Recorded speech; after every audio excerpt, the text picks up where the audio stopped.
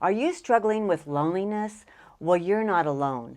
According to a Cigna Health study, loneliness is an epidemic right now. Of course, we all feel lonely sometimes when we're disconnected from people we love or we have a big change in our life. And some people do struggle with chronically feeling lonely. Why is this important? Well, connection to others leads to a longer, healthier, happier life. In this 3-part series, we're going to explore how to connect to ourselves, how to connect to friends and family, and how to connect to our community.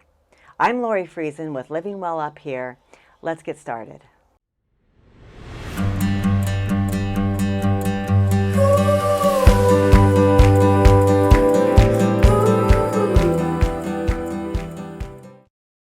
Through the challenge of growing up, we have developed a lot of negative beliefs about ourselves. Even though well-meaning, we've let parents, teachers, spiritual leaders define us. So we've created a lot of limiting beliefs. We need to do a rewind so that we can discover and understand what makes you beautiful you. You are here for a reason and a purpose, and no one else is you. Try this exercise. Pause and just think of 5 negative beliefs or limiting beliefs that you have about yourself.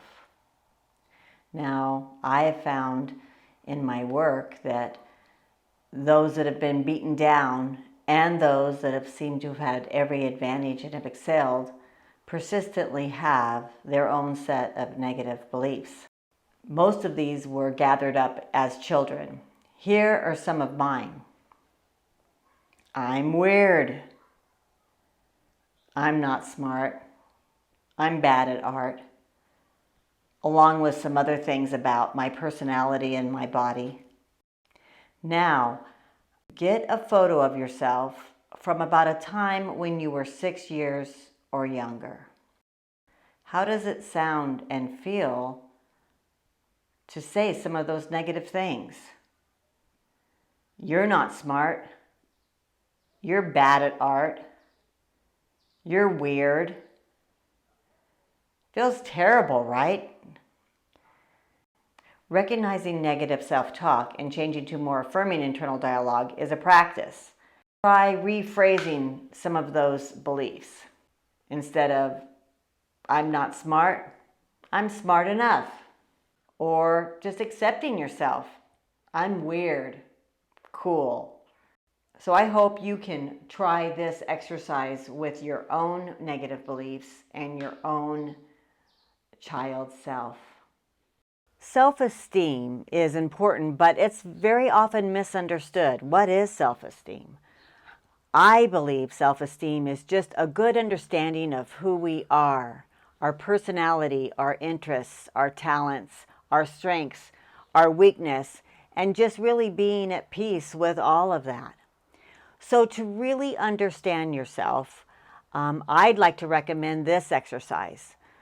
Take a personality test. So I have the link below. One of my favorites is the Enneagram test. It takes about 10 minutes to complete a little brief survey.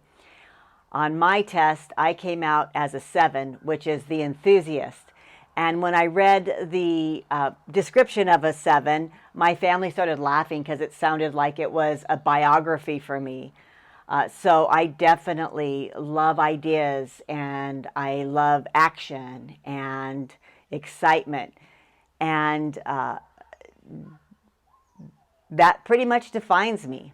I think, though, too, it also defines some of my weaknesses, which I think are important to recognize. So I definitely can be scattered, spread too thin. And then I also have trouble sometimes with something that I consider boring, mundane. I mean, other people might like it, but to me, those minute details of certain things are hard for me to complete.